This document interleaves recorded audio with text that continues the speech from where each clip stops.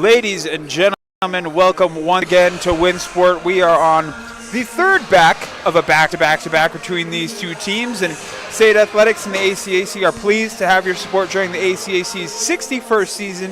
Thank you for your attendance and your encouragement of our student athletes and your fan enthusiasm as we celebrate over a half-century of offering the best post-secondary sport entertainment in Canada. Welcome to Winsport. SAIT recognizes the long history of the land on which our campus is situated, as well as the First Nations, Métis, and Inuit peoples of Canada as traditional caretakers of the land now known as Canada. We are moments away from live ACAC hockey action streaming worldwide on ACAC TV. Tonight's game has the visiting Lake Rustlers taking on your SAIT Trojans in an ACAC division matchup. Now, you are live with Benny Giroux on ACAC TV, and I'm joined in the quote-unquote booth with Jamie Ouellette. Now, Jamie, how are you doing, man? Been a while. Oh, man, I'm doing good. It's been great. Standing down here on the blue line is always a lot of fun. You really feel like you are in the action when you are this close to the game. I'm really excited. I haven't had the chance to be part of any of these three games yet, so this is my first time coming on down here, seeing the Trojans versus the Rustlers, at least on the ice. I've seen them on the court a couple times. Yeah. Well, it's been a very enjoyable two games so far with lots of positives for the Trojans to take out of. Specifically, I want to talk a little bit last game. Number 12, Jenna Tuttle, was your ACAC player of the game, and I wanted to highlight her play a little bit because her name didn't necessarily show up on the score sheet, but defensively very capable and responsible for breaking up multiple plays and facilitating multiple breakouts for her team, and just all around a really solid game from number 12 for Tuttle, and so we wanted to highlight her right off the get-go. We're also going to be talking about Kayla Eason a little bit. Now, I feel like for Eason, the responsibility must be weighing on her shoulders a little bit because she is one of our point leaders for the Trojans and held off the score sheet last night, and so we want to see what kind of rebound game might have in store for her. But anytime Eason's on the ice, you can guarantee there's going to be a little bit of some offense to be had for sure. Now, looking ahead, players are going to be set to take the ice here, and I talked to Jamie a little bit about some of the players on the Lakeland Rustlers that have just had dynamite weekends. I mean, Marley Dumansky with 3 goals and 1 assist on the weekend already, and we're just going to let them intro the players here in a sec, maybe. Yep.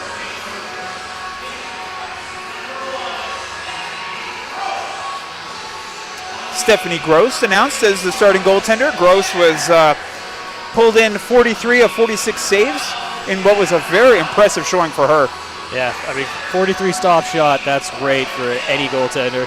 It's, people only remember the 3 that you let in, but there's 43 other ones that she didn't let in, and she's very aggressive. I know she's always out of that net a little bit, and she likes to shut off the angles a ton. Yeah. One thing that really stuck out to me was the vision. The Lakeland Rustlers very good at getting in the way of her and her vision, but still did an excellent job, and we're just going to be standing by here for the national anthem, so get ready for that.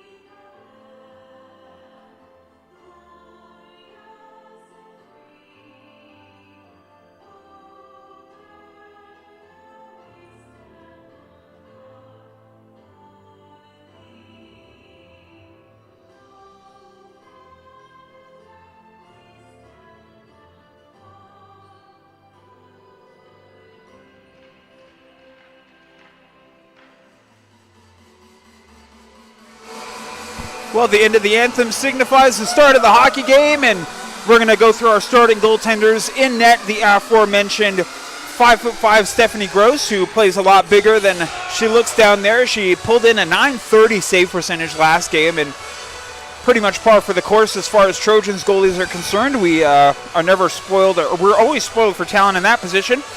Across the ice, Shelby Thunderblanket makes her weekend debut. I say weekend debut because I've not seen her play yet.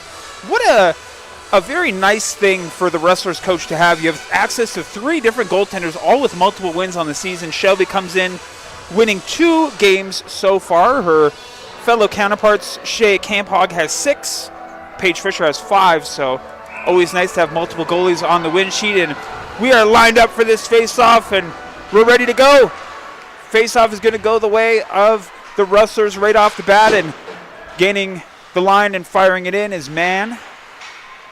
Puck is going to be fought for, and the first board battle of the day is underway, but over just as quick as it starts, and Mann's got it right at the point here. Mann with a long-distance shot, and in the right spot was Gross.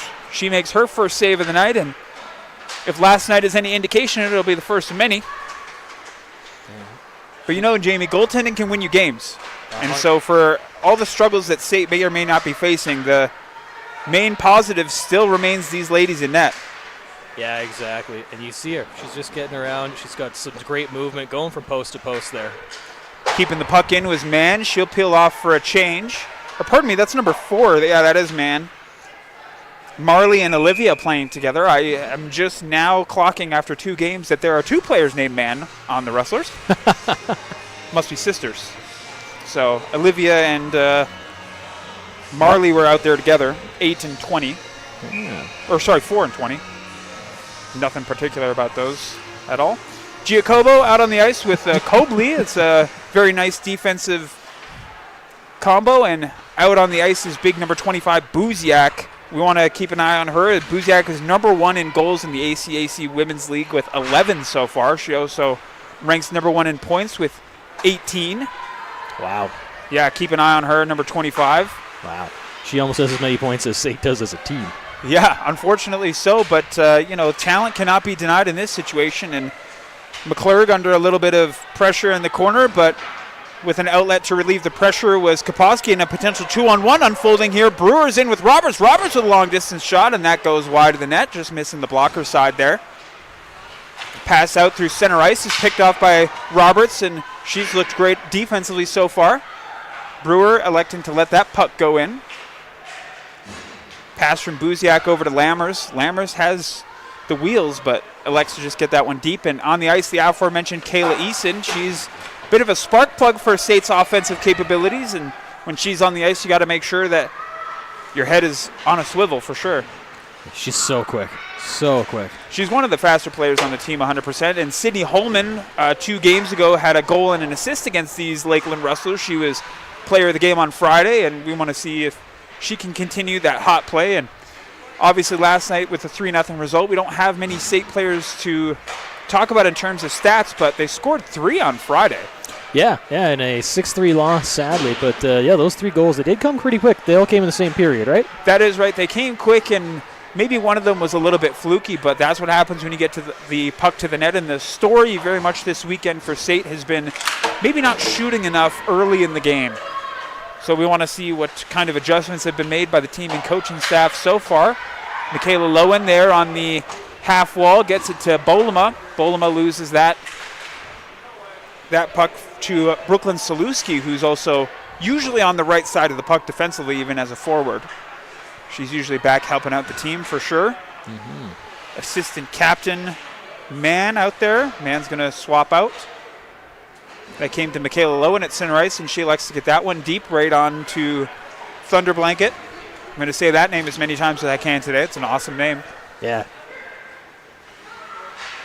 And we were talking about a little bit beforehand. Thunder Blanket. We'll be excited to see how quick she moves around that net because just her size and just her pads, she's not taking up a lot of that net. But she's got 2 wins underneath her already. So yeah, excited to see her moving around. Definitely given the size advantage in the goalies over to Gross, but that's probably because I've seen Gross play a little bit more. But we are very interested to see once the first couple tests come Thunder Blanket's way and ref sees a bit of an issue here. We're going to have a penalty called. I can hear the scorekeepers in the box.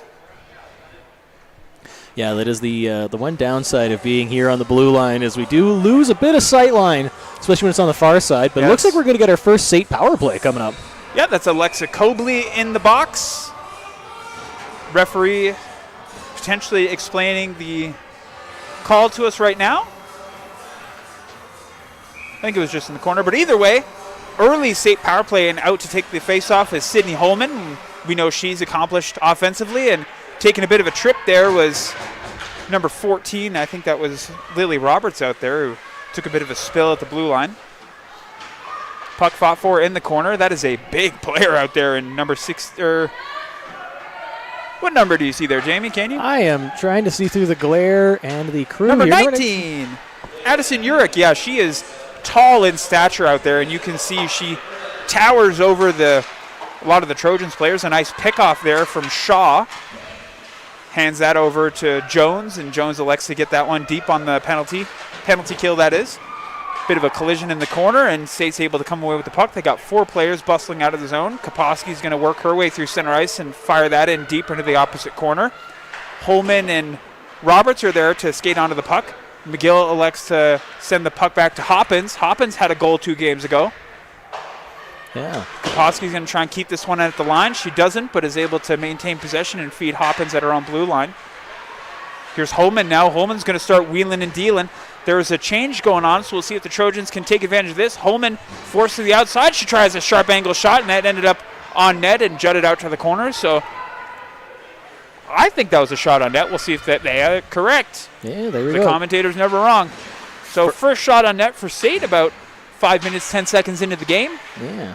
SAIT's power play is sitting at about 19%, so hopefully we can bump those numbers up on this power play, or if they get some more. Anytime you're operating under 25, you definitely want to try and see what you can do. But defensively, these Rustlers are no slouch for sure. You can see they got the 1 player in for checking deep, 1 player usually hang around center ice, and then they have the 2 defensemen that are very effective at pushing the Trojans out to the outside. And so you want to see what SAIT can do in terms of cross-ice passes and maybe get those defensemen moving a little bit. But speaking of moving, Lammers runs into a pinching Jenna Tuttle, who continues her excellent defensive play. Lammers really has wheels and wouldn't surprise me. And we have another whistle blown here. Referee, hands up. Buziak maybe getting it. No, Lammers, I'm going to call it right now. I think that's a clipping penalty. Oh. I didn't know that clipping was a penalty in this league until I was doing PA, and I was told, hey, 2 minutes for clipping, and I said, oh, he must mean tripping. No, he meant clipping. Clipping. So that knee-on-knee contact? I believe so. Okay. Well, looks like SAIT might be going on another power play. We're going to have another player in the box. Conversations occurring at center ice. Did you have a better look at what the collision looked like? I did. I just seen him bump into him. I didn't see what the actual damage was. Looks like they're standing by to see what the call is going to be here. Oh, they're opening up the SAIT box. And a SAIT player comes over. That's Tuttle. Wow. So after giving Tuttle props defensively, she ends up taking the call, and so that's Tuttle in the box. I do wish we had the refs mic'd up here for this one. But yeah, Tuttle's in the box, and we're going to be on a Lakeland power play. 2 minutes for body checking for Tuttle. Oh, wow. All right. Not exactly what I saw unfold on the play, but that's why I'm not a referee. And so 4-on-4 action occurring here. Nope, it's back. Oh, no, that's a power play now. Pardon me. Sorry, guys. Picking it up in the corner, and that's controlled at the blue line by Giacobo. She's got really good skating, but ends up giving that puck away to Kayla Eason, and now Eason has a little bit of room to maneuver on the penalty kill. She's going to elect to get that deep and send a puck in on Thunder Blanket, who calmly punches that into the corner, and now it's Raya Hastings. Hastings sends one up for Lammers. Lammers has a lot of room to skate onto that. She's really fast back there. Nearly losing the puck was Buziak and sends it to an open point, but ends up just escaping the zone, and already a minute elapsed on this Rustlers power play, and they don't have anything to show for it thus far. Grover is going to send that in deep. Tried to send it off the wall was Roland, but kept in, and that'll be controlled by Campen behind the net. To pass over to number 9, and Dumansky's in deep. Got to keep an eye on Dumansky as well. Grover walks the line. Grover had an assist last game. SAIT's penalty kill percentage is looking at 68%, so not quite that 75. That was don't want to not hitting that 75% mark, but the nice thing is for penalty killers, your best player on the ice has to be your goaltender, and I think for the Trojans, they've got that one handled. Yes.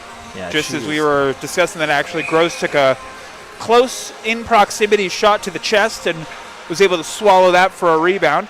That was a far shot from Urich that ended up going wide, but the glove side was there for Gross. She had it covered.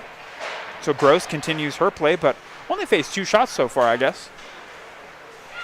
Dumansky looks for a pass across. That was nice, and a shot right into the midsection of Stephanie Gross forces her to cover yet again. And once again, that vision just on display, right? Yeah.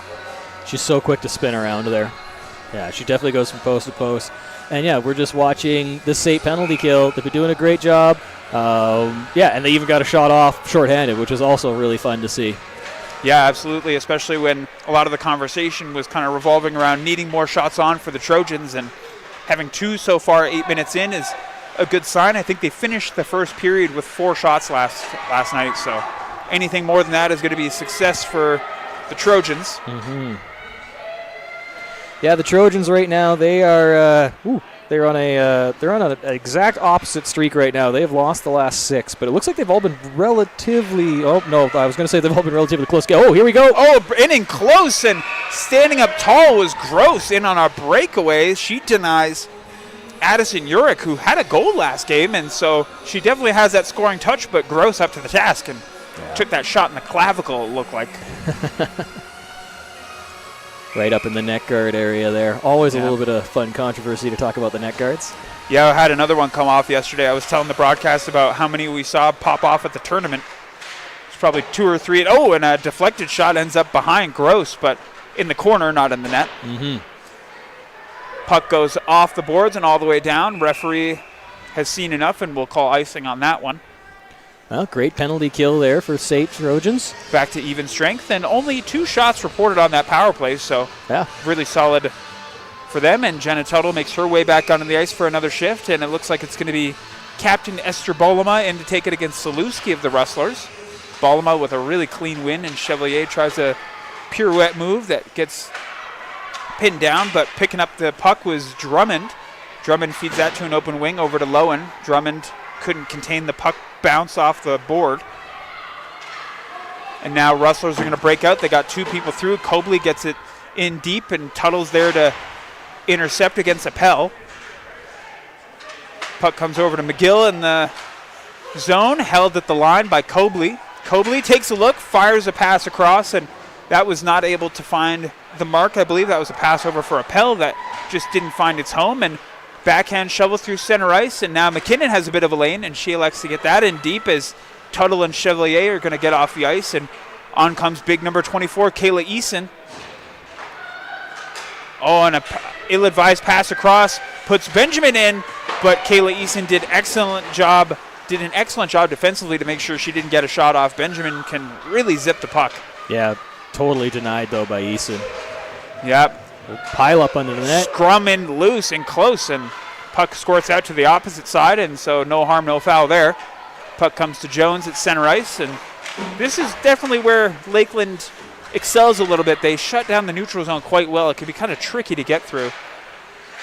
Yeah, they do a really good job of lining up 4 girls there, and there's just no opportunity to really get through, so it's going to be a lot of dumping and chasing. Yeah, McGill uses that strength to get the puck deep into the zone. It bounces off Thunder Blanket and able to facilitate a change. Eason nearly got in the way of that pass, and Brewer nearly had herself a gift, and Grover makes a nice little move at center ice to gain the line. Puck bounces over the stick of Hastings, but she's able to collect in the corner and shovels one out front that bounces off the pads of Gross. Not sure they'll count that. A sweeping shot doesn't make its way towards the net either. Playing behind the net, stuck there, being moved nicely by Raya Hastings. She's another one of those big players out there. You can tell she just kind of stands out, but has the mobility to back it up. Roberts in, and a long shot ends up in the opposite corner. I'll call it a dump in. Players are falling down in the corner, and puck comes free. That's collected by number 4. That's Mann, one of the 2 Mann sisters out there. Roberts had a potential lane, but Mann did well defensively to get back, and Hastings will send that one over. Long distance pass to Olivia Mann. Lammers not able to control that, and Brooke McClurg will make sure that puck gets out, and a little bit of back and forth action. Yeah, just that excellent neutral zone that you were talking about there. And yeah, the Lakeland Rustlers, they just do such a good job of shutting it down. And then they've been passing back and forth, so it's kind of hard for the SAIT guys to try to, or the SAIT girls to strip anything when the puck is never on anybody's stick for too long. Absolutely, and just there, that forecheck, they had 2 Lakeland players behind the goal line forechecking the defenseman with the puck, so not giving the Trojans any room to breathe here. Zazie Bida tips that from her own side of center, and that's a cut and dry icing. Yeah. But yeah, as you're saying, it's a close, tightly contested game out there, and it looks to me like the Rustlers are employing a bit of maybe a 2-1-2 strategy where the 2 closest forwards are pressuring the puck, and you have a forward around center ice, and then your 2 defensemen down at your own blue line. So it can be very tough to penetrate, especially when your 2 forecheckers are fast.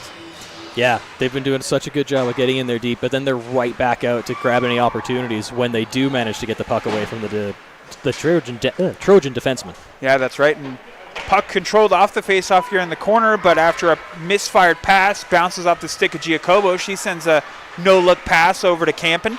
Campen not able to make that work, and Holman with a potential lane here. Holman's got to go.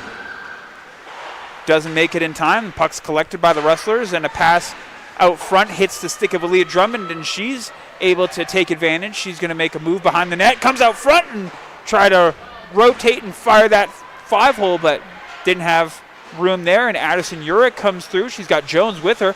Urich tries a little pass through, and the Trojans defensemen were wise to that. Puck up in the air. Bolema gloves it down and ends up picked up by Saluski, who backhanded that into the corner, and now Urich takes a look, misfires a pass, and that's picked up by number 19. That is Esther Bolema. Puck sounded like it hit the post on that shot. I heard a slight ting. Collected in the corner. Falling down was Saluski, but referee says no. I thought that was kept in at the line, but not getting there quick enough was Olivia Mann. Yeah. Now I know some of the broadcast team. This is their 3rd hockey game in a row, and I know for these women here, this is their 3rd hockey game in the row. 3 nights, 3 hockey games. You got to be getting tired. You got to be getting stressed out, and yeah, I wonder if we'll see any little accidents like that, where it's just crossing the blue line, stuff like that, back and forth.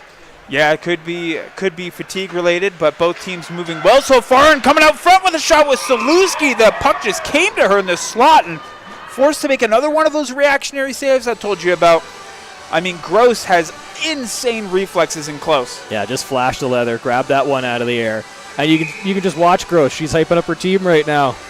Yeah, she's saying, "Come on, guys." Keeping you in it. It's 0-0 with 7 minutes to go in the period. Face-off won by the Rustlers, and there's Olivia Mann with a low shot that bounces off the pad, and so you can chalk up another save for Gross. Mm-hmm. Feels like you can take a shot every time I say that one. I don't think we'd make it through the first period. No, and that's just and a Pell. Man, SAIT having a little bit of trouble getting the puck out of the zone here, and a little post-whistle theatrics. Yeah. 3rd game in a row playing the same team. You'd bound to find someone you don't like. Yeah, I wonder if the animosity would grow after you do 3 games in a row, or do you think if it's like 2 weeks, then you got to play somebody else, and then another 2 weeks, and you got to play somebody else? Like, that hatred doesn't have time to stew, really, in 3 games. It's just one after the other. Well, yeah, and we've talked to a lot of hockey players, and the focus usually is just on the next game. They try not to dwell too long on what happened, but it's difficult to do when you play the same team 3 times in a row, and comes out front with a shot, and Gross had the answer for that one as well, and Kaposki has a chance to get it out free, but excellent forechecking from number 21, Alyssa Shaw. Referee sees an issue. Another Rustler power play incoming as number 4 is going to get pinged for tripping. That's Brooke McClurg, who was a healthy scratch last game but draws into the lineup tonight. So McClurg's going to sit for 2. Yeah, we're getting another another Lakeland Rustlers power play here. They didn't have much success on the last one, only getting 2 shots off. In fact, SAIT even got a shot off on their power play. So let's see what happens on this one. That's right, and one thing to note too is sometimes on these power plays you can see 4 forwards, but Lakeland Rustlers like to go with 2, and a pass out into the slot ends up on the stick of Hoppins, and she makes no mistake clearing that one out. So off to a good start is the penalty kill already. Now here's Bruziak. She's your ACAC League points leader, but she was closed off quite well by number 21, that's Sydney Holman. Oh, here's a fun one. I'm just looking up their stats. The power play for the Rustlers is only 16%. So not unfounded troubles on the power play here for the team. And let's take a look at it from the commentator's point of view and see if we can't figure out where they're going wrong, because they have so much talent. You would think the extra skating room out there would translate to something in the 20%, but Cobley's got this one. She's going to hand it off to one of the best players in the game right now. That's Buziak. Cobley's got it again, and if you're me, or if I'm Cobley, my job is to get the puck over to 25. Yeah. I mean, number one in goals, get the puck on her stick. Yeah, cover as much as the ice as you can, just take away opportunities, and then just keep funneling it towards the net and hopefully towards the stick of number 25 down there. Yeah, but SAIT doing a really good job along the boards here to melt off some time. Already a whole minute gone in the power play for Lakeland, and they got to start putting rubber to the net if they want to change the story on this one. Puck comes to Lammers behind the net. She's going to take a look and try to feed Buziak in the slot, but wasn't able to find it. And Giacobo has the puck on the half wall. She elects to get that one in deep, and Eason will elect to let that puck go. And a weak shot from the faceoff dot bounces off the blocker, and defense does well, or the penalty kill does well to send the puck all the way down the ice, and 30 seconds remain. And yeah, that was a great little shot there. Bounced it off the boards behind the defensemen, so they all had to retrack and restack behind their own blue line. Taking a bit of a spill there was Dumansky. She hit the trap door at the blue line. Jones comes in and fires that puck in deep. Also saw Brewer take a spill down there, so a couple of trap doors on the Lakeland side of the ice. Got to watch out. And a puck comes out in front and able to clear that one out. Georgia Chevalier has two big clears this penalty kill, and McClurg is coming back to join her team on the ice, and so SAIT Trojans go 2 for 2 on the penalty kill. And what do you see that is working well for them on the penalty kill? They're just doing such a good job of holding on to the puck and really delaying time, especially like behind their own net there. We watched them kill almost a whole minute just messing around behind the net, passing in between their own players, controlling the puck. And then there's two really good clears. I really, really like that one where she bounced it off the board behind the defenseman. Because, yeah, everybody had to turn around and reset, and now you got to set everybody back up and then send them right back down again. Meanwhile, SAIT managed to get a change in there, and they managed to get their square set up for more of that power play denial. Very well said, actually. Yeah, 100%. Really well done from the penalty kill there, and you're right. They tied them up in the zone and on the half wall for almost a minute. So SAIT defensively has a lot to feel good about so far, but only 2 shots to report on Thunder Blanket, and so we want to take some of this hot defensive momentum and maybe try and apply it up ice. In the meantime, Rustlers are bustling back into the zone. Another corner battle is taking place. Esther Bolma's in there, and she's going to try and get an active stick in on Saluski. Or, pardon me, that's Shaw back there, pardon me. Pass comes out front, and just keeping it in was Grover. She's going to try a weak shot, and that doesn't find its way to the net. Twisting this way and that was Stephanie Gross, trying to see where the puck was going to end up. Bolma sends that one the length of the ice, and we are going to have icing. I had to wait to hear the whistle. I wasn't sure, actually. Yeah, just looking up here at the stats, I'm actually quite shocked at the power play percentages there for the Rustlers. It's quite low, but you figure with the team that's scoring this much, like they have got a ton of goals. Well, and they've won 12 in a row, and what does it say that they're able to win so many games without really the help of the special teams? I mean, I see the penalty kill percentage is up in the 80s, which is nice, but it is a little bit rare, I'll say, to look at a top team that isn't at least top 5 in power play. Yeah. But either way, they're making it work so far. They've gotten 1 power play goal this weekend, I believe. Now, puck will come to man at the point, and she loses that puck after an active stick from Sheree and Zazibai to give her some trouble. Offside here, but they don't recognize that, but Holman's going to bring it back into the zone, so it's a moot point. Doesn't even matter. Nope. Puck comes to Zazibai on the wing. She makes a nice move around Lammers, gets the puck in deep, and getting to touch that puck was Thunder Blanket. Bounced off her stick, so always good when you can touch the puck here and there. For the goalies, it's a little bit easy to get locked out when you're playing in these low shot affairs. It's hard to stay, hot, I guess. Yeah, Lakeland has just been doing such a good job of denying any time SAIT tries to get across the blue line. And even now, they've been over there on their end for almost a minute now and just holding them down to the very far corners. Yeah, SAIT's going to send this one into the corner again, and they're just getting out muscled behind the net and on the boards at this moment in time. Tuttle's going to try and keep that one in deep, but she's not able to, so she'll elect for a little spin move and tries to get it back in. McKinnon had the puck for a second, and nearly bustling into the zone there was Kaylee Williams. No icing called on that play, so Chevalier under a little bit of pressure. She's got to try and move this puck. She'll be met by Mann, but able to get the puck over to Tuttle.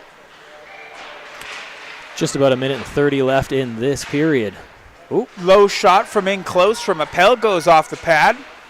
Gross staying sharp so far. That's the 11th shot of the period for the Rustlers, and so despite having the possession advantage, the Rustlers haven't necessarily turned this into a shooting gallery as of yet.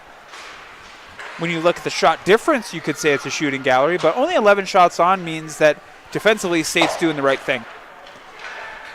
McKinnon fires that one cross ice to Kaylee Williams. Williams gets that one in deep, and Corey McGill's going to try and meet her in tight and not able to engage the board battle there as 2 passes and Lakeland's out of the zone. Cobley comes in and dumps that one in deep, and fresh bodies are going to make their way onto the ice. Jessa Brewer's up ice, and she's going to try and look for an opportunity, but the puck came to Demansky on the wing, and she wasn't able to get that one on net. Now here's Hoppins, tries a long-distance shot and trying to hit Brewer down at the blue line, but ended up hitting the knee pads of the defenseman, and 36 seconds and counting to go, and oh my goodness, nearly cutting out in front was number 16, Campen with the puck, but an excellent defensive play prevented what looked to be a pretty scary scoring chance. Oh, no, looks like she's okay. It looks like someone on the Lakeland team ended up accidentally taking an elbow, the way the benches are set up there. Oh, man. Well, everyone's all fine and dandy now. We got 12 seconds left in the period. Lakeland's... Oh, sorry, please continue. No, it looked like... Oh, and a late goal scored! I believe that's Urick out there. 7 seconds to go, and a bounce off the end boards. That's Addison Urick with her second goal in as many games. Wow. Yeah, just a quick little bounce in there. There was a great shot here from almost on the blue line here by the, I want to say the D-man there, number 14. But fun little bounce off by Gross, and it just jumped in.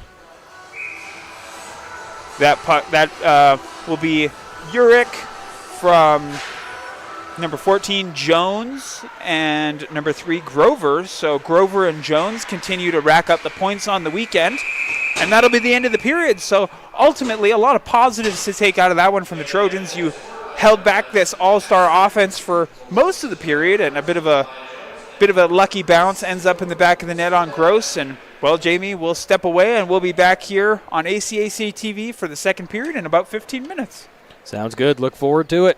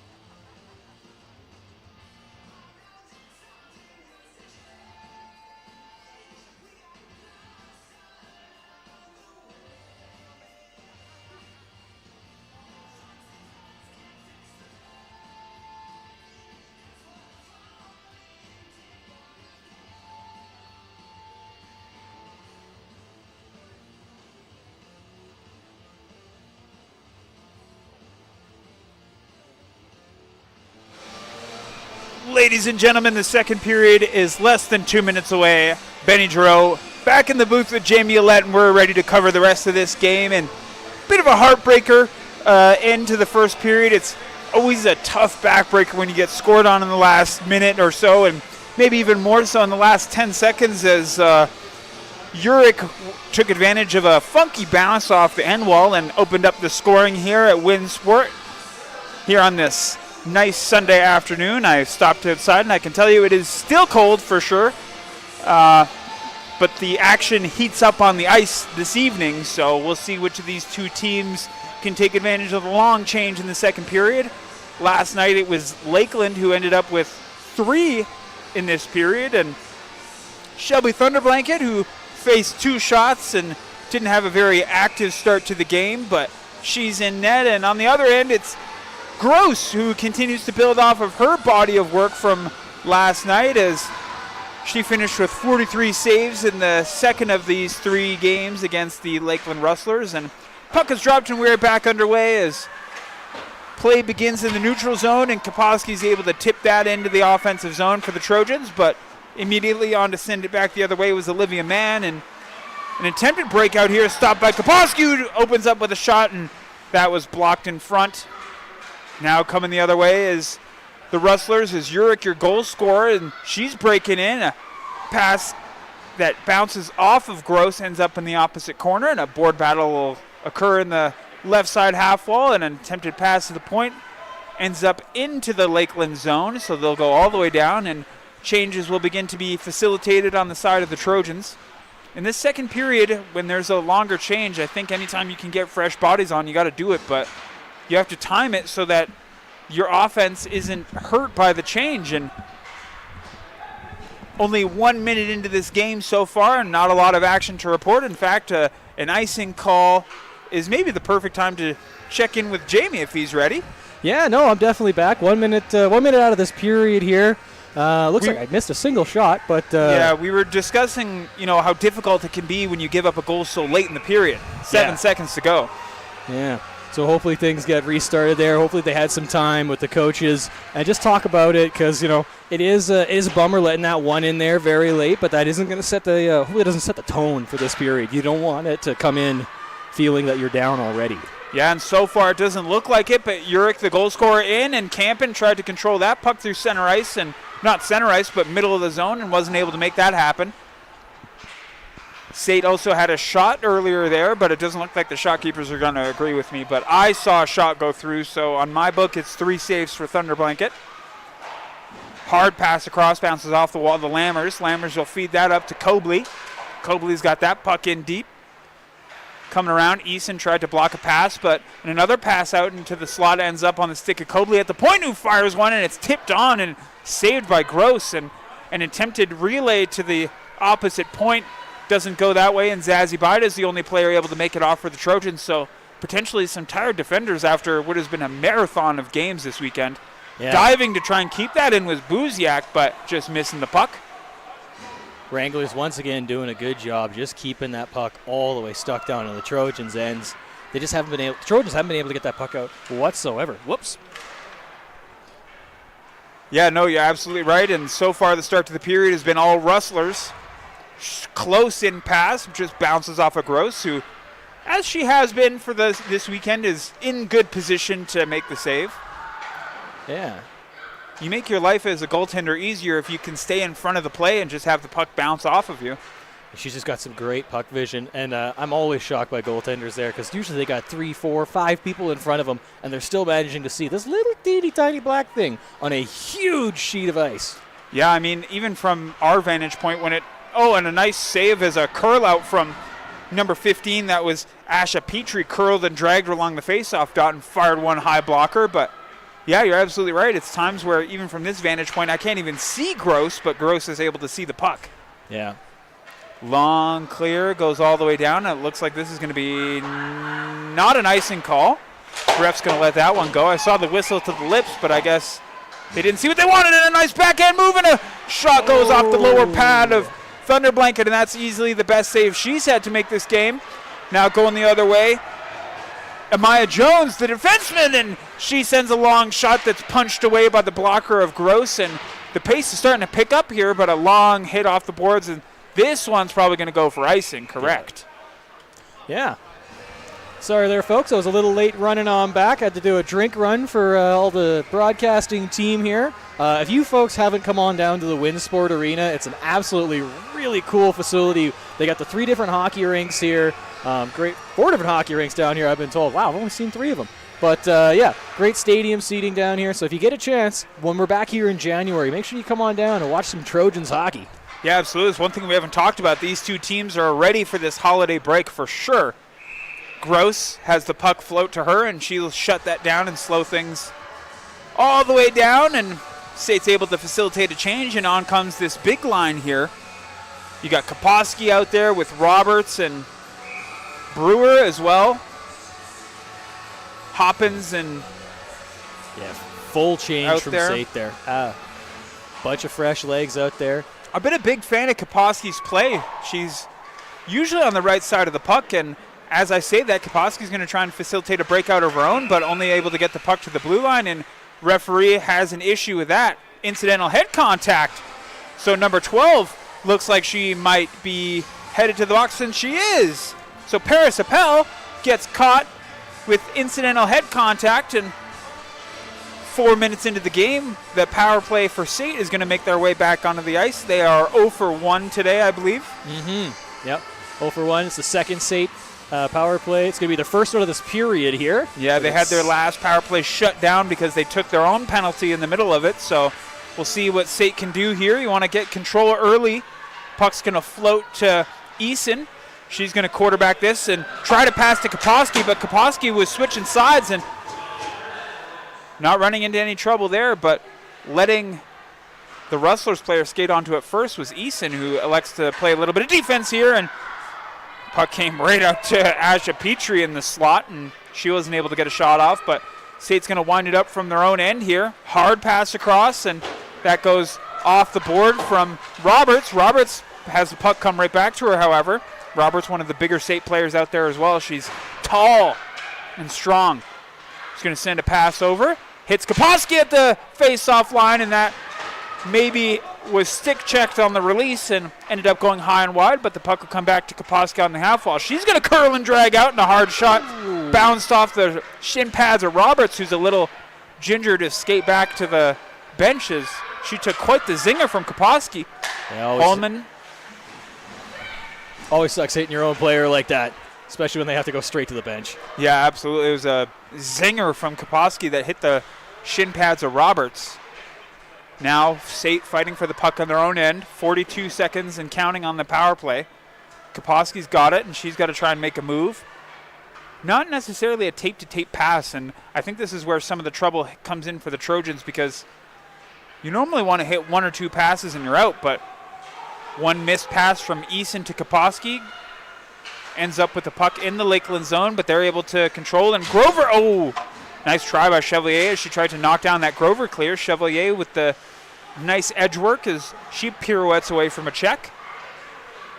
Bolema fights for it and loses the puck just inside the zone, and looks like SAIT's going to be 0 for 2 on the power play here as players up at the bench and ready. You can hear Thunder Blankets slapping the stick.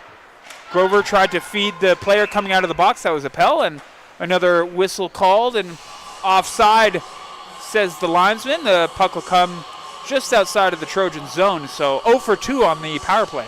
Yeah, looks like SAIT and the Lakeland team are going to be doing a big full switch here. We're going to get the puck drop just right here off the center ice on that offside. You got the 4 and 20 man sisters out there, Olivia and Marley, both out on the defensive line. What a defensive line that is, too. That's really nice, because I don't think they played together too much yesterday, but always nice when you can play the siblings on the same line, or I'm going to assume related at the very least, or just really good luck of the draw. Yeah, really good luck of the draw. And they've been playing well together, too. Absolutely. Just clearing this zone, and another icing called on the Trojans. Yeah, Olivia Mann was back there to make sure that no Trojans players were going to sneakily get the puck, and it looks like the Mann sisters are going to stay out. Mann cousins or whatever. Mann associates. Yeah, the Mann associates. I should probably ask. all things considered. But either way, Rustlers in their own zone. The face-off cleanly won there by Dumansky. She takes her position behind the net. I can think of another highly skilled player that made a lot of plays from behind the net. His name rhymes with Wetsky. Yeah, he had a real high number, too, if I remember right. Yeah, that's right. Maybe a good player from what I can recall, but yeah, just possibly a good player. Slamming that puck back into the zone was Urich. Leaves a puck for her, and just like we saw last night, the second period has been all Rustlers, and a deflected puck gave Gross a little bit of trouble, but she was able to make the best out of that situation. And now here's Olivia Mann at the blue line. She had a pass go off that comes to Marley Mann on the other point there. She's the right-handed defenseman. Puck out front, backhander shot, Gross way out, puck loose, and another shot that goes off the defenseman of the Trojans, and so saving a sure goal was one of the four ladies in front of the net, and one of the rare times where Gross ended up a little bit, and an in-close shot, and she's able to make another save. So quite the sequence for Gross as she made one save, lost the puck, and relied on her defenseman to make a really nice block. And the refs are going to pull one out of the scrum there. That's Rowland comes in, and Rowland's unfortunately in the box for two. Call is hooking, says the referee, so... Well, looks like Lakeland's going on another power play here. At 7:43 of the second period, it's a Lakeland power play. They are 0 for 2 so far, so we'll see what they can do. Cobley and Giacobo, the defensemen on this power play, and we've talked about the power play struggles for the Rustlers already, and we'll see if they give us a bit of a different look. They're reversing back and forth on the half wall right now. Puck comes to Cobley, but she's under a little bit of pressure and not hitting the perfect pass, but Buziak tried to come out front, and that was a really nice defensive play from Sheree, I think it is. Yeah. I was trying to use my Google Foo Drummond. there to see if they could find any relationship between the two man players there, but their social media is down on lock, so cannot tell. Understandably so. Yeah. And working in the zone now are the Rustlers. Man sisters are on the bench. The Rustlers are just holding it down. Playing back and forth, and a low shot comes in, and nothing that Gross can't handle with the right pad. Yeah, Gross has stopped 20 shots this game already. 21 shots this game already. No, yeah, you're right. So I'm looking at player, not score. Puck in the zone under, still loose, comes out to Cobley, though. She's got a lane, and a long shot goes off the blocker of Gross. A nice save there, and Grover able to get it around the outstretched Brewer. That's the second time I've seen Brewer go down this period. Hopefully she's okay. Long shot from Jones goes off the blocker as well, and to me it looked like Gross spotted that at the last second. Yeah, just amazing puck awareness from Gross. Another shot by Jones, and now and potentially a lane there for Lowen, who's at the end of her shift and not able to take advantage of the flood pass. Standing up at the box now is Rowland. She's ready to go. Puck ends up on the ice, a free $800 for anyone who wants it. Puck comes to Urich, who flubbed the pass, and now Jones with a long-distance point shot that was deflected out, and another penalty kill goes the way of the SAIT Trojans, and the power play struggles continue. I don't even know how many shots. I think I counted 2 Rustlers shots there. Yeah, the shot clock there is showing 2, but Gross was all over those ones. I think Gross even stopped a couple that were going behind her net too. Yeah, absolutely. And it was interesting because they did, the one little mistake for Gross. She had a rebound that she didn't know where it ended up, but the SAIT defensemen were there to bail her out, and that's exactly what you want, defense by committee, and Trojans have that down lock. Yeah. I know a lot of focus goes obviously towards the score, but, I mean, let's be honest, this Rustlers team has won 12 in a row. Yeah. And, they are a good team, and I don't think it's bad to say that. And SAIT has done an incredible job these last 2 games at keeping them at bay. Yeah. You have one of the best goal scorers in Buziak. You have the number 1 point getter in the league in Buziak. Dumansky's top 5 in points. Yeah. You got Perry. You got Addison Urich. I mean, these are a lot of talented players, and they're running into a brick wall. Yeah. And so all the credit goes to the defensive coaching for SAIT, and obviously a ton to Gross, who puts an exclamation mark on my point by nabbing a shot out of the air. Yeah, SAIT has been on the ice with these Lakeland players for over 140 minutes over the last 3 days, and out of the looks like 60-something shots, only 9 goals have gone in, which is quite impressive. That is 60-something shots. It's absolutely impressive. If my math is right, it should be 90 shots that they've had through 2 games for the Rustlers.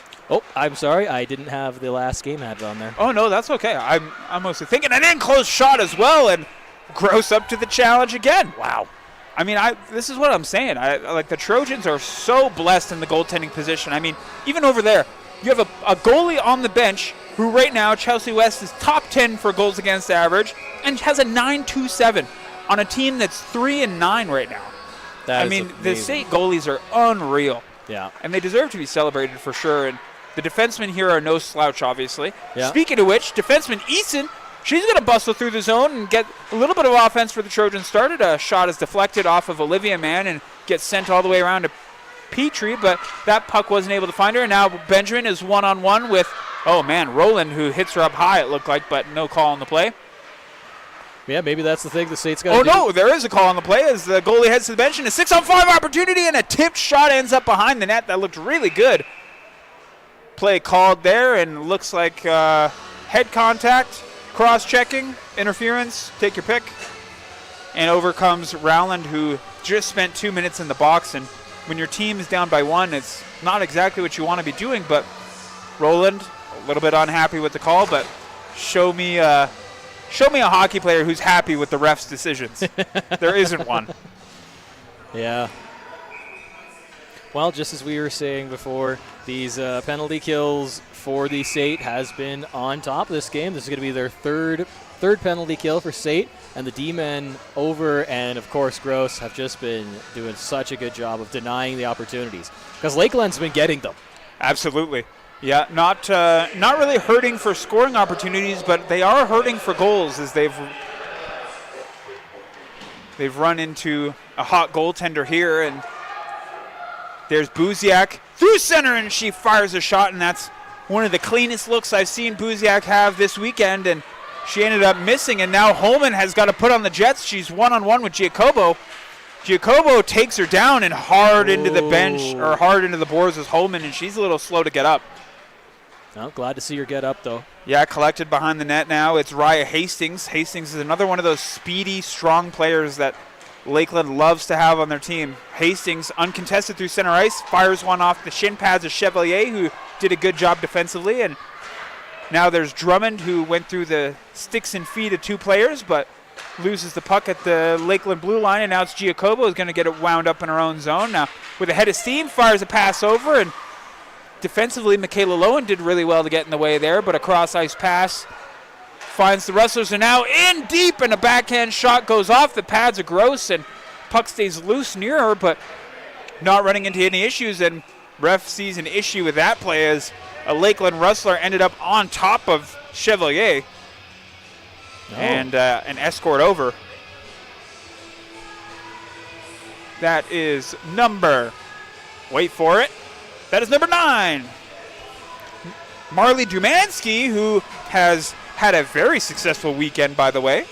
Put herself in top 5 for ACAC Women's Division points. Wow. But now she's got herself in the box for 2. So 4-on-4 action for what appears to be a full 2 minutes, and then an abridged power play will go the way of SAIT. They'll have 42. And a puck comes out in front, and Kaposki just sent that high and wide. She was given a gift in the slot and not able to convert. Lammers the other way tries a shot, and that bounces off the shin pads of a couple SAIT defensemen who have come to play today, that's for sure. Puck ends up on the stick of Kaposki. She's got a lane. Kaposki with a shot, and it ends up going wide. Looked like she had a little bit of daylight on the blocker side there. McClurg under a little bit of pressure, and Urich able to one-touch that pass over to Campen. Campen's got Jones with her. Campen backhand shovel and doesn't find his way over. That was excellent defensive work from number 13, Sarah Hoppins. Hoppins with a pass up to Roberts, who couldn't take it cleanly, and Roberts could have been in on a one-on-one opportunity with the defenseman there, but pass. Go ahead. I wonder if that's a 3-game fatigue there. Yeah, no doubt. SAIT will collect in their own zone. 4-on-4 still occurring. Another minute.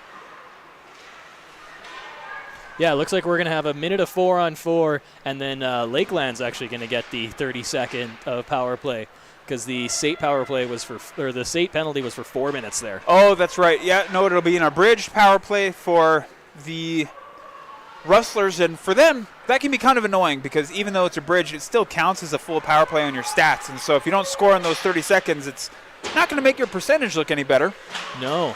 But to no fault of them, of course. Players are fighting for puck through center ice, and defensively, McGill did really good to take the puck off of Benjamin. Now a hard cross-ice pass finds Chevalier. She's got to dig the puck out of her feet and send it in the corner. McGill has it now. She tried to angle a pass towards center, but that was picked off by Lakeland, and SAIT's going to continue to be held to only 4 shots here. Shaw dipsy doodles through the center ice and ends up on the stick of Buziak, who makes a nice move. Buziak with a shot, and that also goes high and wide, potentially off of Gross, if you ask me. So now we're on to some 5-on-4 for the Rustlers. Rustler power play commencing. Rowland's going to get up at the box and get ready to go. Stuck along the half wall is the puck, at least from my vantage point. Puck comes free. Giacobo at the line and sends one that was deflected into the corner. There was a momentary rebound there available, but cleared away. Puck one-timer from the point, and that goes wide. Close-in shot also goes wide, and try to rebound at the side of the net, and it's in. A goal scored off the end boards. Another one for Lakeland, who have just taken advantage of the puck bouncing behind the net twice now. That's Lammers who pulls in the goal. Yeah. Gross is doing such a good job, but does not have eyes on the back of her head. As much as she would want to, it's got to be hard to try to whip around, see what's behind you, know what's in front of you at the same time. And, she's been stopping every single shot except for those 2. So, I mean, 27 stops is not bad over 2 periods, especially against a team like this, and especially when your team is on the bad end of a power play. Yeah, well, and it was funny because we said, if Lakeland doesn't score in that 30 seconds, it's worse for the percentage, but they actually do get the power play conversion on that one. The official call is Lammers from number 28. That's Giacobo, who gets a point as well, and Buziak was in on the goal as well. So those 3 led the handshake line, and we'll see which ones get the official points here.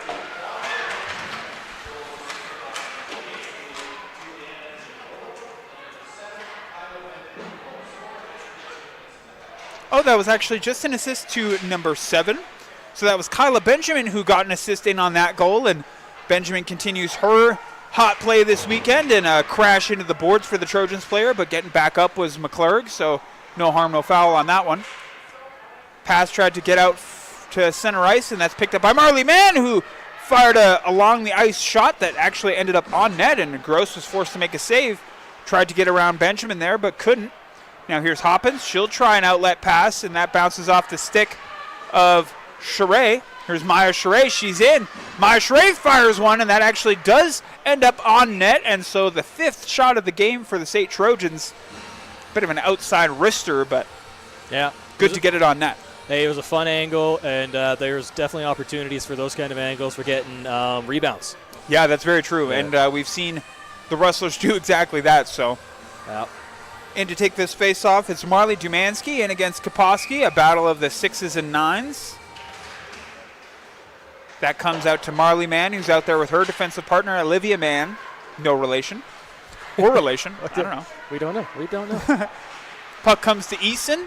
Eason tried to feed Roberts, but it ended up in the skates and stick, and now Urich has a little bit of room to skate onto. Olivia Mann with a shot, and that went off the post. You're kidding, and they score! Oh. Off the post and in, and immediate protest from the Trojans. Trojans are not happy with this. Another goal for Urich, who has now 2 goals tonight, a goal yesterday, and a couple of assists to go with it. So a very successful weekend for Urich if this goal stands the way I think it's going to.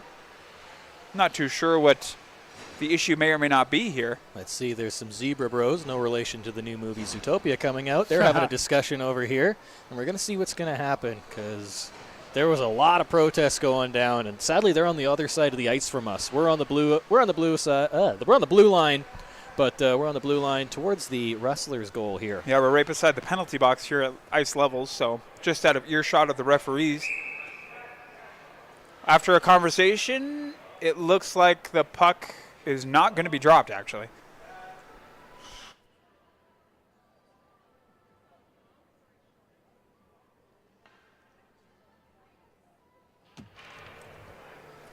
Going for a little bit of information is Jamie Ouellette at this moment. He's my... No goal is the call. Ref says no goal. So it'll remain 2-0. And after a post was hit and the puck went in the net, the refs say no goal. And so conversation taking place at center ice. Bolema very happy to hear that. And for the Trojans, a no goal call is probably the best case scenario in this situation. So 2-0 with 3 minutes and 25 seconds.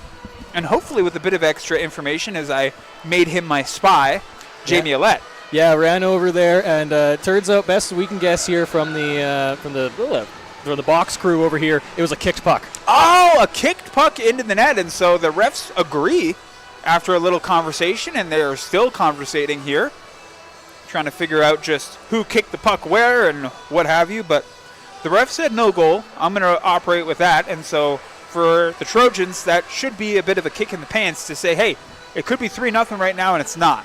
So it's 2-0. Hopefully this gives you some life. The puck will come, or the faceoff comes out of the zone, so it's even better.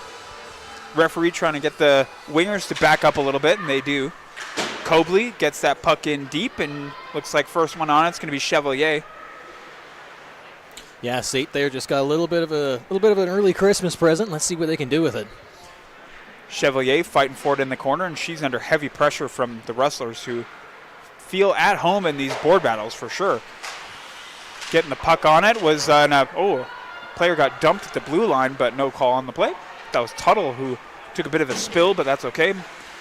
Chevalier tried to get it in deep, but forced all the way back, and now it's Tuttle, your player of the game, one game ago. Makes a nice pass over to Chevalier, who has a nice pirouette move to get away from the forecheck, but it doesn't work. And all over her is Alyssa Shaw, who's relentless on the forecheck in there. My goodness, Shaw just draped all over her. Yeah, just has her pinned down there in the corner, and Lakeland has that advantage, right? If you pair up with the SAIT team one-on-one, then you're still going to have more people out on the outside. Yeah, absolutely. And this play is going to enter the corner in the Trojan zone, and whistle blown with 2 minutes and 21 seconds remaining. Another penalty hold. That'll go to Roland again.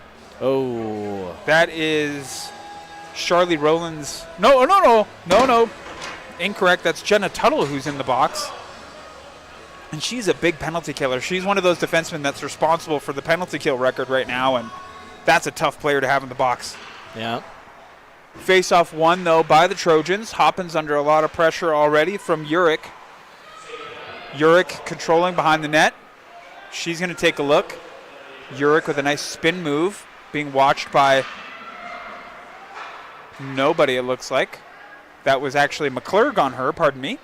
McClurg chooses to pin that puck in the corner boards. And do you think that sometimes it's an issue of urgency? Like, I know it's the third game, but when there's only one player in a board battle in the corner and you have the man advantage, you would think that you would get more people in there. Yeah, start doubling up. And so for Lakeland, maybe some of the issues on the power play come from the fact that they're not fully taking advantage of the extra player out there. Because that's been twice in power plays where we've seen them kind of get stuck on the boards. Yeah, I think perhaps they're worried about, we've seen 2 breakaways from SAIT here. In fact, 2 of their 4 shots on goal are from shorthanded opportunities like that, right? So I think maybe Lakeland's a little paranoid about that, and maybe the coach just wants them to stay that way. No, and that's fair, and ultimately, like, we're stats nerds over here, so if you were a hockey player, what would you rather have, a good power play percentage or win the game? Yeah. I'd rather win the game. Yeah, exactly, right? You could be the worst power play percentage in the league as long as you're still locking up these 30-something shots on net. Yeah, exactly. When you're 12-0, I don't think anybody cares what your power play percentage is, but it makes for good content. Exactly. SAIT able to come up with the puck here. They're quite pesky on the penalty kill. Now here's Marley Mann with a shot, and that goes off the pads of Gross and not able to keep the puck in was man. That was sitting on the line for a second there. Doesn't get any closer than that when it comes to offsides. Yeah. Gross has just been working this puck back and forth and doing a really good job of controlling those rebounds too. Marley Mann with a pass up to Urick. A couple of the big hitters out there right now for Lakeland. Mann's one of the bigger ones. Urick's one of the larger people. And Tuttle's getting ready to go in. They're going to have about 20 seconds of 5-on-5 before this period's over. Last 10 seconds of the penalty here. Tuttle's up at the box and ready to go. And a close chip-in shot is going to force Tuttle to stay in the box for at least one more face-off. For now, 5 seconds remain and only 26 to go in the period. So, yeah, hopefully SAIT can just, with 5, they're going to have a 4-on-5 at least for this puck drop here, and then they'll be right back to 5-on-5. And I guess if you're the SAIT team, you just want to get on it quick. Well, and I think best case scenario here is they let Tuttle out of the box. Chevalier is going to look to try and find her. It would be nice. Tuttle's out, and she is definitely fired up. You can see she's got the wheels going on. Oh, my goodness, and a big collision. Player down. No, the trap door got her, and she was on her back when she accidentally ran into number 28 there on the Rustlers. Oh, man. Well, both players are up and okay. A little bit of grimacing there from Giacobo, and that is the end of the period called there. Whistle went off at the same time, so Giacobo's got a little bit of time to shake off that center ice collision, and same with Tuttle, of course. So end of the second period, it is 2-0, and so for the SAIT Trojans, your positive is at this point in the game yesterday, it was 3-0. So some more positives there, and so keep it locked right here on ACAC TV. We are doing the last game here at Winsport of 2025, and so you might as well stick around and see how it finishes. Yeah, of course. And just to watch Stephanie Gross just do her amazing work there. I mean, stopping 33 shots on net, which is fantastic at this level here. There are some NHL goalies who finished the game with less than 30 saves, and Stephanie Gross is about to go back-to-back 40 saves. So, very impressive. But we'll catch you along for the third period in about 15 minutes' time. Thank you very much. Thank you.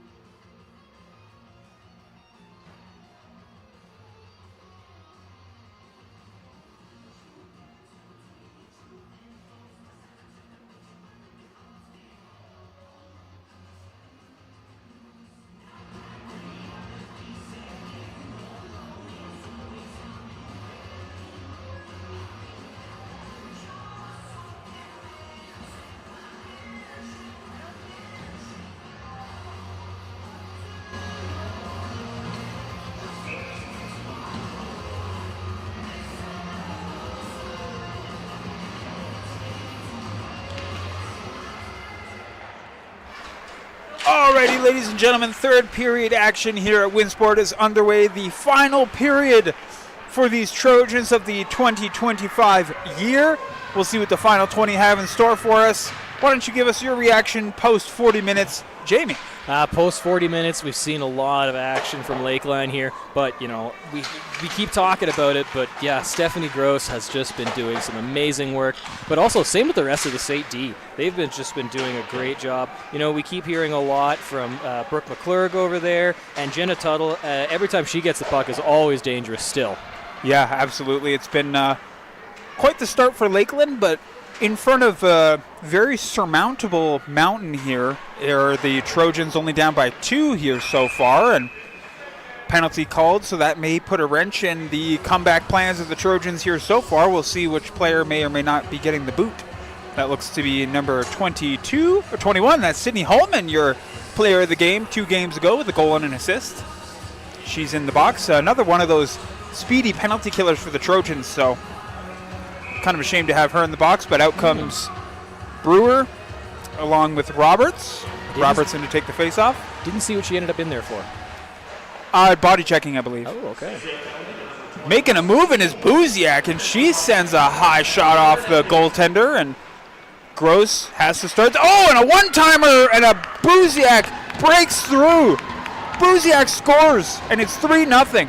2 for 4 on the power play today for the Lakeland Rustlers. That's 50% clip. Wow.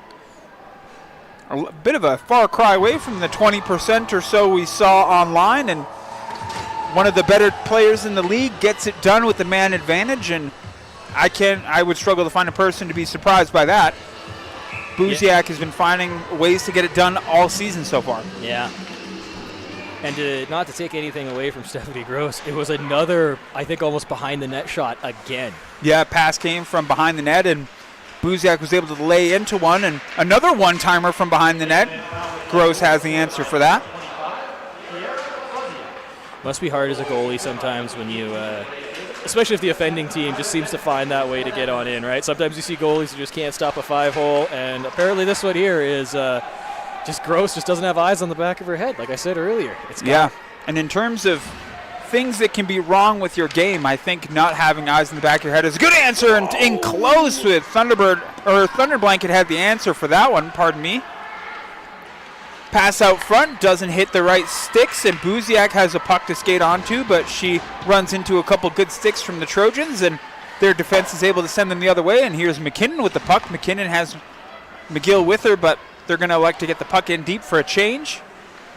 So 3-0 for the Lakeland Rustlers at this junction of the game with only 2 minutes and 11 seconds gone so far, and Brewer's down again. We saw Brewer getting a little bit of work done in between periods on the equipment.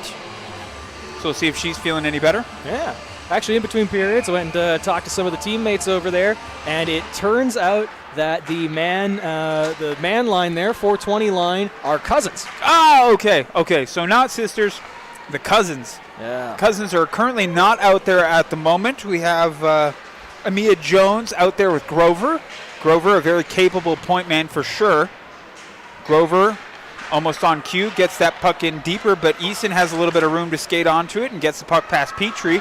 Taking a bit of a spill along the boards there was Brewer, and she's able to collect the puck over to Kaposki, who puts one in on the goaltender, and down again is Roberts, who fell just inside the line. Players are struggling to get the puck off the boards here. It'll be moved to center ice, and now that's picked up by Benjamin along the left wing. Benjamin with a pass over to Saluski. Saluski in tight with a shot, and that tried to go 5-hole on Gross, but Gross saw that one all the way, and it's like we've said, if Gross can see it, she's going to stop it. Yep. So Benjamin just padding the shot clock there. Back and forth between the benches the teams go. Making their way out is that aforementioned line of cousins with Olivia and Marley out there on the defensive lines, numbers 4 and 20 together. We didn't get a chance to talk about it, but Jessica Brewer here took a heck of a shot from the blue line, and it almost bounced over top of Thunderchild's pads there, but she managed to get her stick out to it as well. So very impressive awareness of where that bouncing puck ended up. Yeah, especially when you've only faced, that would have been her 10th shot against for the game. So always a little bit funky when you haven't seen a shot in a while, and the first one is, a surprise bounce or a funky bounce or something like that. We've seen SAIT take advantage of a couple of those more than once, but nice cross-ice pass here is going to find Appel. Appel's going to get that one deep, and into skate onto it is McClurg. McClurg's got Zazie Bida free on the wing, and nice bank pass finds her and pass through the middle. Now Trojans are bustling into the zone. That's whistled down. That was Sheree out there, number 25. And looks like SAIT's going on the power play. Oh, and Dumansky, who's in the box earlier today, picks up her second minor of the night.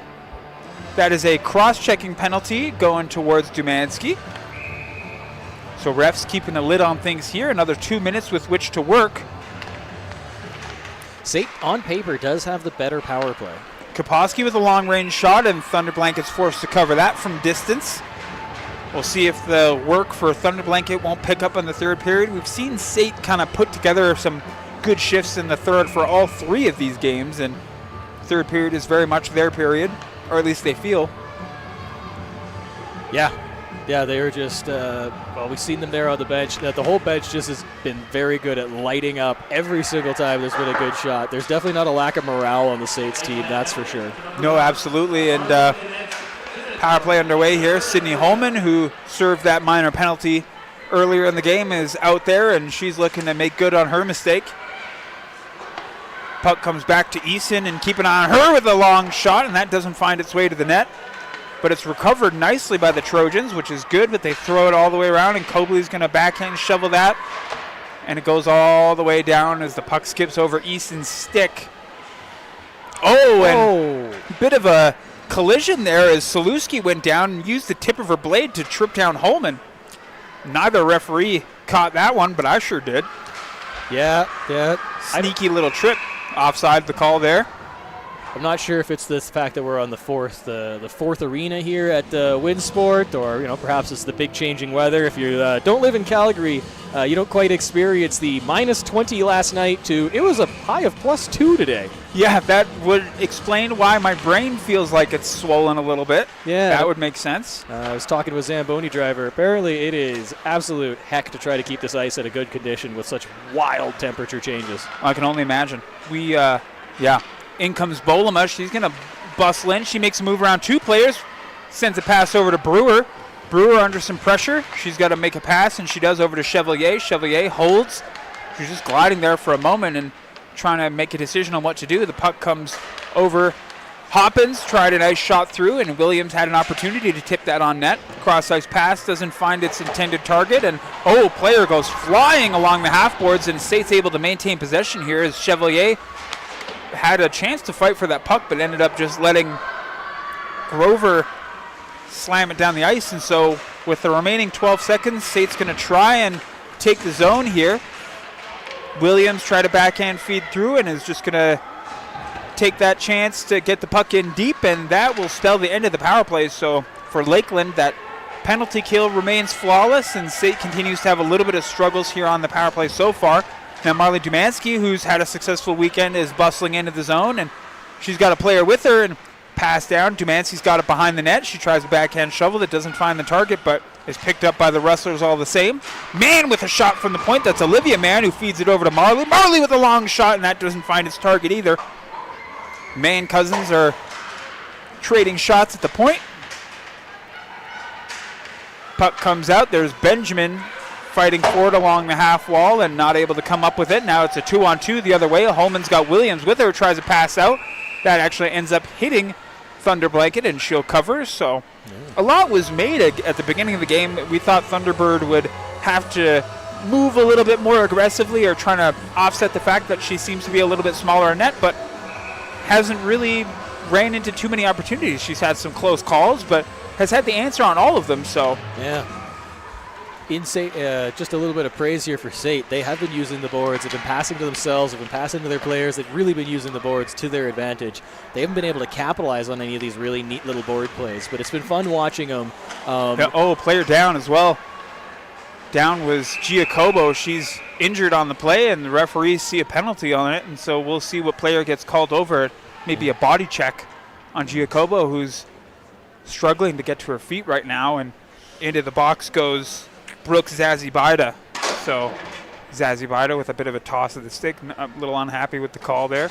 Giacobo helped off the ice, and it's always unfortunate if you can't see them skating off by themselves. Skate under their own power, so. Yeah.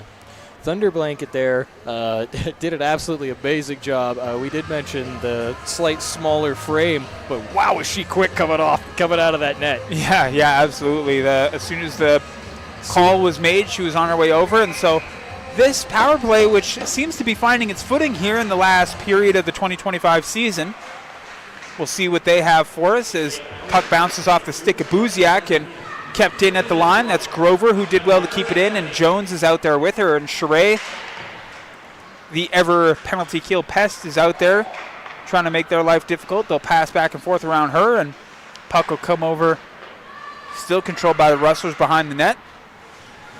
That's Raya Hastings in there, twisting and turning, and feed it over to Buziak, who couldn't make a move to the middle, and Lammers will elect to feed that all the way around to Jones. Jones, one of the more offensive defensemen that the Rustlers have at their disposal, and they'll look for some help out front. They tried to curl around the faceoff dot and send it in, and now Hastings has it. She's going to stop up and send a pass through, and Lammers try to backhand at the side of the net that Gross has the answer for, and not exactly the high danger chance you're looking for on the power play, but Gross has the save all the same. Yeah, SAIT Power penalty kill there was doing good. They just made that little box, and then every once in a while they just send one player out of that perfect little box that they have set up just to go bug them a little bit and just stop making those high energy shots, because no player can get lined up there. Gross had some choice words for the ref there. I managed to lip read a little bit, and can't say those on the air. That is understandable, man. Yeah, it's one of my favorite parts of doing this is hearing all the unairable things that these people say to each other out here. Well, the passions are high, right? Yeah. These players are playing their heart out. And, even at 3-0, the game is definitely not over. We've definitely seen more than 3 goals in a single period for any given team right now. Oh, 100%. Oh, look at this. Right now, we've got a SAIT player trying to go on and that looked like a body check along the half wall that nobody reacts to, and having to leave the ice is Roberts after she took a bit of a thunk along the boards there, and now Campin's got the puck alongside, and she passes that puck over, but that'll be whistled down for offside. SAIT penalty kill so far right now. They're doing very, very, very good. They've only let one shot, one high threat shot in there, and another one just kind of flopped in, but Gross was just all over that one. Don't have to worry about those easy shots from Gross. Absolutely. Cobley and Jones, the defensemen, back out, joined by Benjamin, Shaw, and Petrie out there for the remainder of this power play, all 13 seconds of it, and that is the aforementioned Emia Jones, who had player of the game just one night ago here at Winsport. Tries a backhand pass out front, and that sat there for a moment, but didn't have anybody there to take advantage, and now passes back down.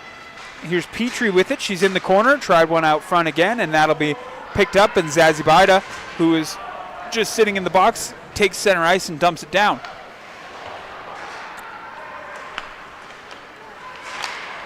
Puck up for grabs here up until it was picked up by Petrie through the middle. She's going to use the speed to skate around Roland. Roland, however, gets the better of the exchange with a stick lift and able to force the puck out to open ice. Twisting and turning in the corner is Benjamin.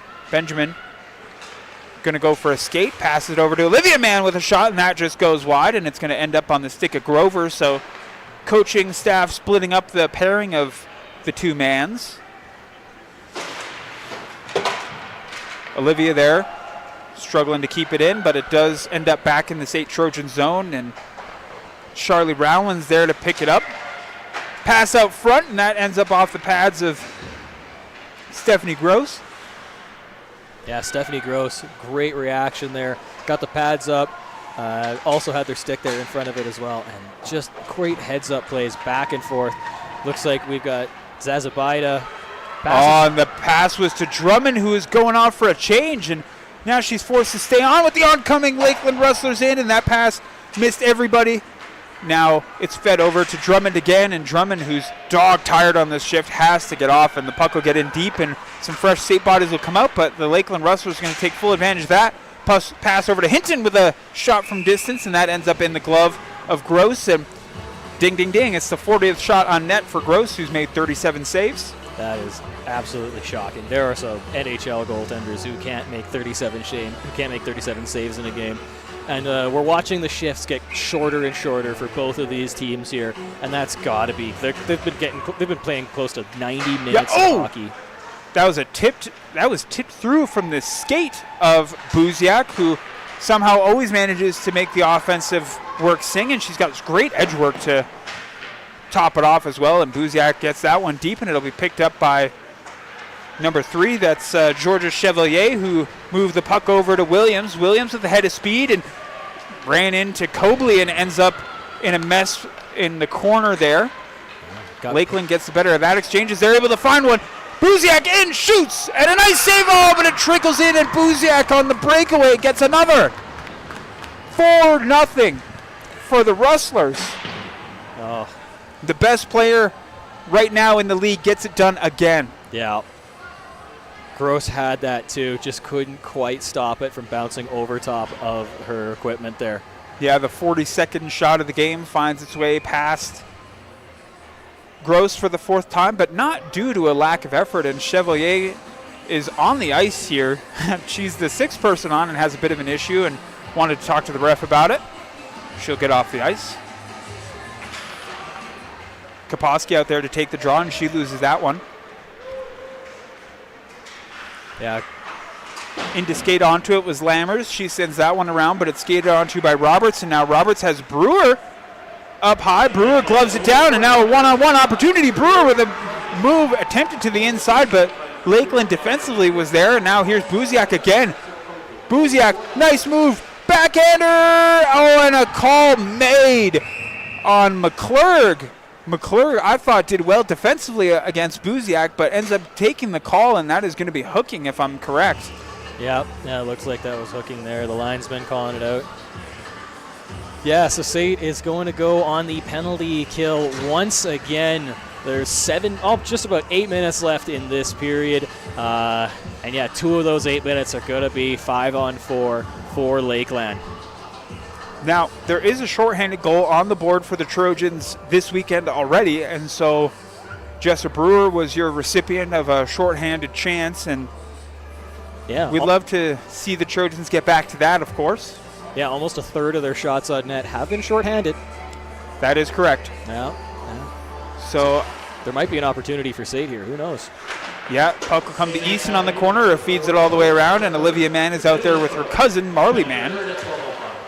Low shot on, doesn't find its way over, and slightly out of position there was Gross, but she was able to make it happen. And now Dumansky has the puck in the slot, and a sharp angle shot is fought off, and another reactionary save for Gross, who continues to show off that technical proficiency, and a nice pass found Dumansky, but couldn't settle the puck. And now Holman stops on a dime, but loses it over to Campen.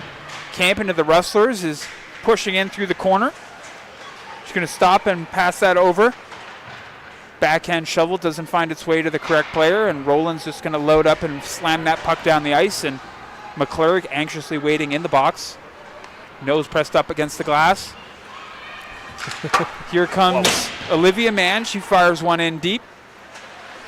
Able to be carried on to by Chevalier. And one thing I noticed is Chevalier does really good at deceptively skating. She doesn't make a lot of crazy stick deeks, but she uses the momentum of her opponents to switch directions, and that usually is enough to buy her some open space. And she's been good at that all weekend.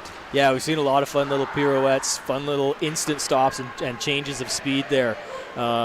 If we had a little more time, I'd go over there and ask her, you got to have some figure skating background in there, because we've seen her whip around. Oh, man, whiffing on the shot was Cobley, and not able to take advantage of the whiff was Williams. Just not enough speed at the end of this tough weekend and towards the end of a very hard-fought game. Just not enough speed to get it done, and that puck is sent all the way in. It's stopped behind the net for Gross, and Jenna Tuttle, who we haven't talked about too much this game, is onto the puck.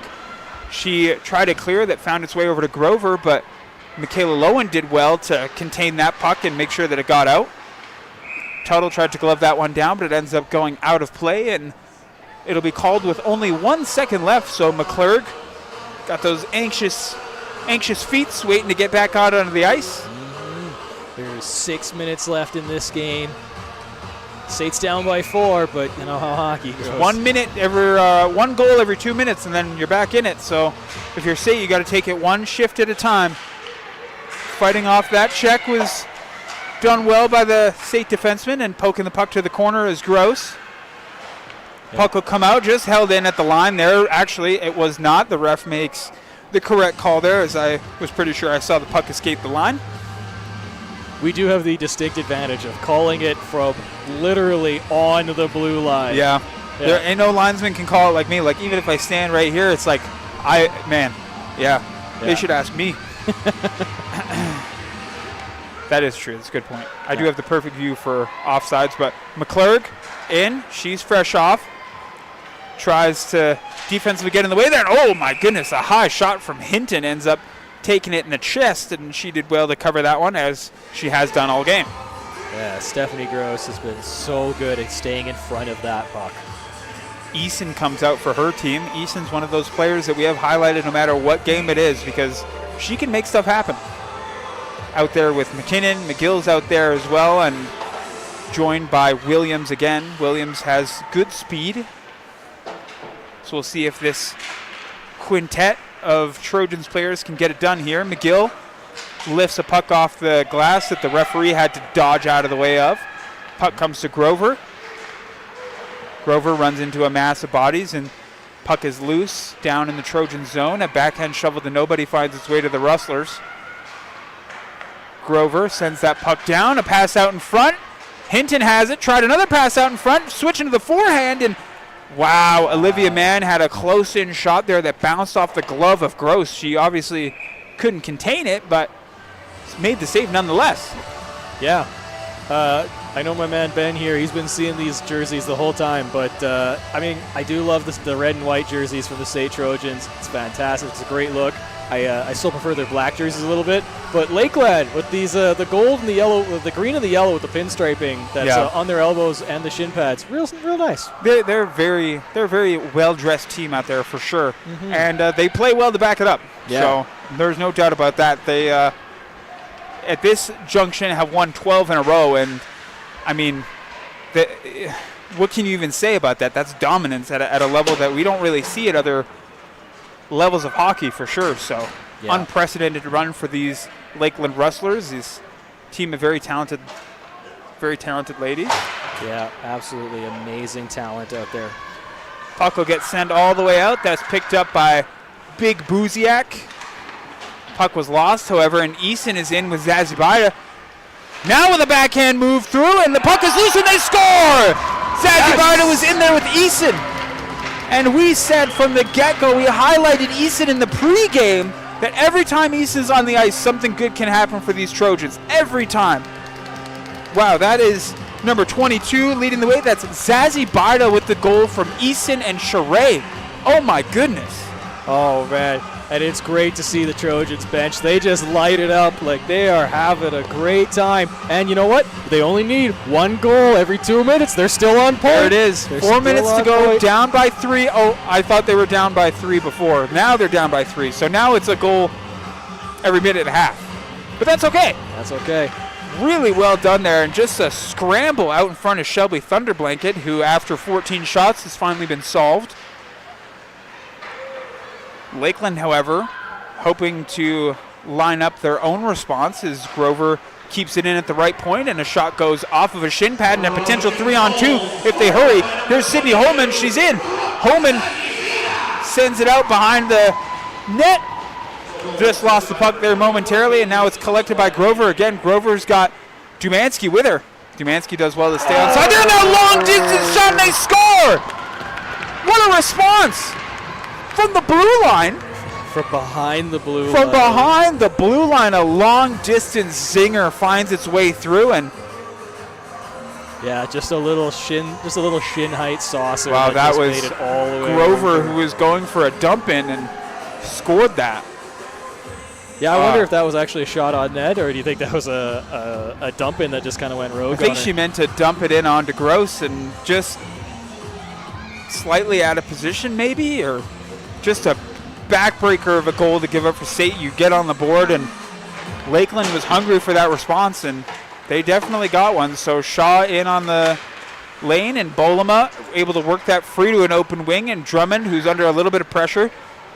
Drummond, who's under pressure from 3 Lakeland players there. What do you even do? And now coming the other way, it's number 15. That's Petrie. Petrie had the puck taken away, and an excellent job done by McClurg there defensively. Puck comes out front, and another close-in save for Gross, who has her 42nd save of the night.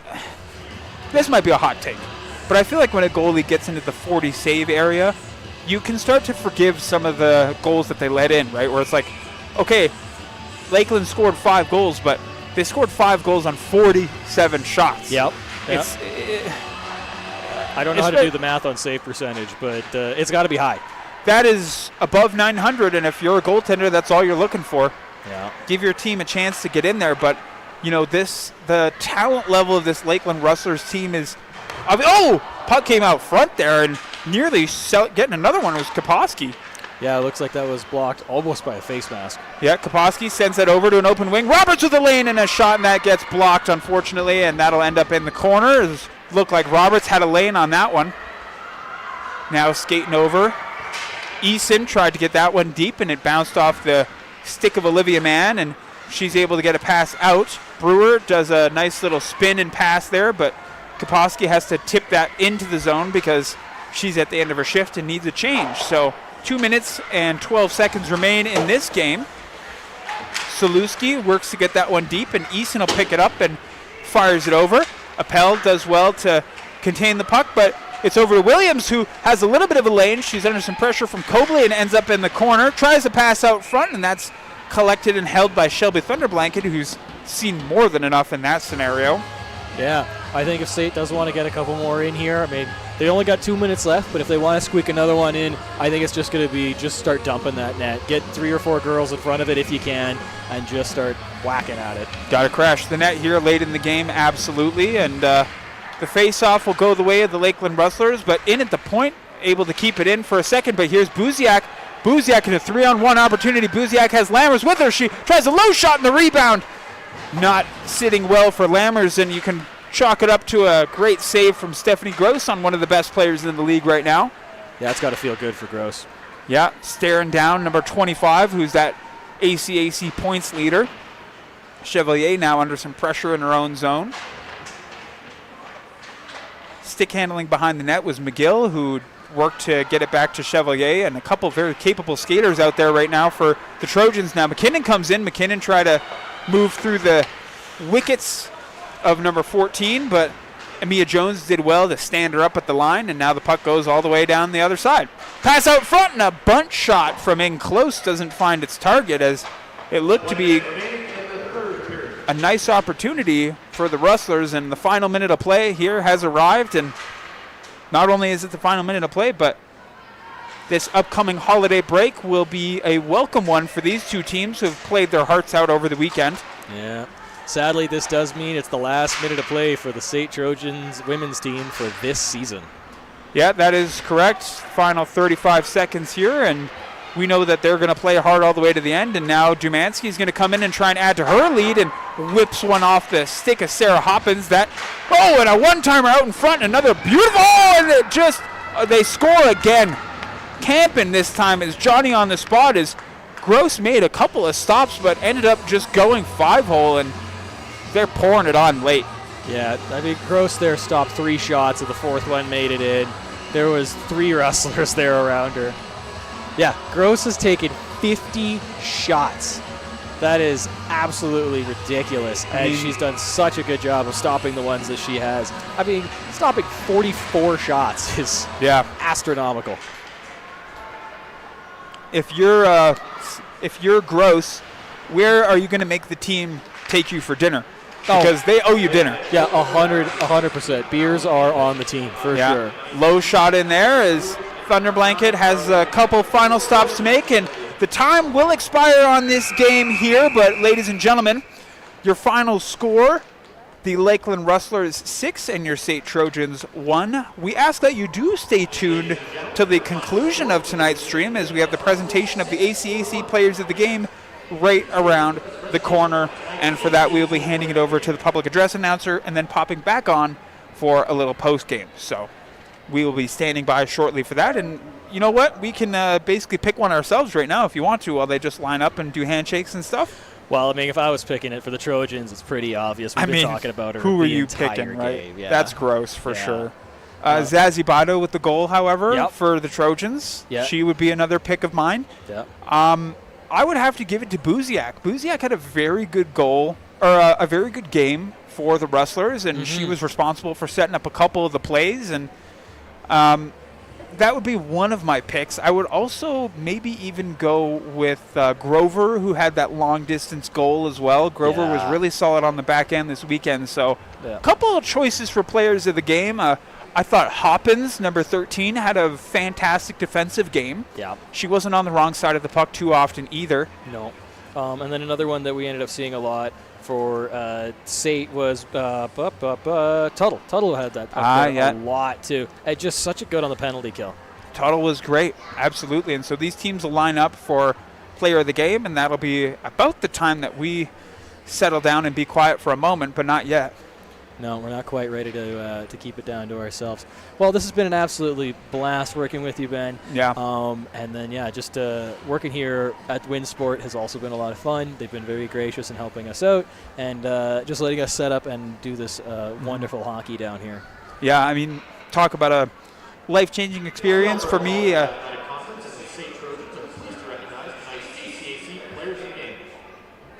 the visiting Lakeland Rustlers with a goal and an assist. Number 2, Claudia Lammers is your pick.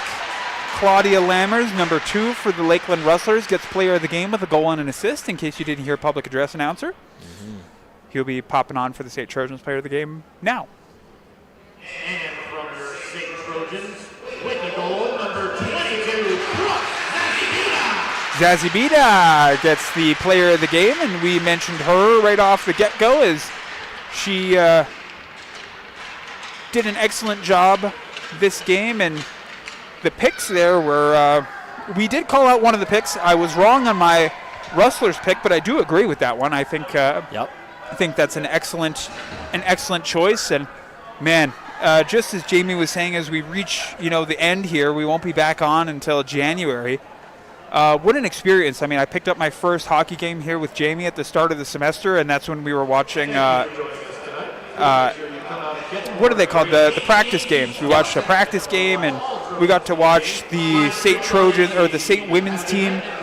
We were here for one of their wins, and being able to watch these girls throughout the season and even watching the men as well has just been a fantastic experience. And so for all of our ACAC TV watchers, we will be gone, but not forever, so you can keep your eyes peeled for some New Year action, and we thank each and every one of you for every single one of the streams that you've watched or been a part of, and we'll hand it off to Jamie for any closing remarks. Yeah, just want to say same thing that Ben said. Thank you, everybody, for ACAC for watching this. Thank you all for supporting this and supporting these amazing student athletes. Also want to say a big shout-out to everybody on the control board. We had our man Jack over there. He was doing the PA announcing.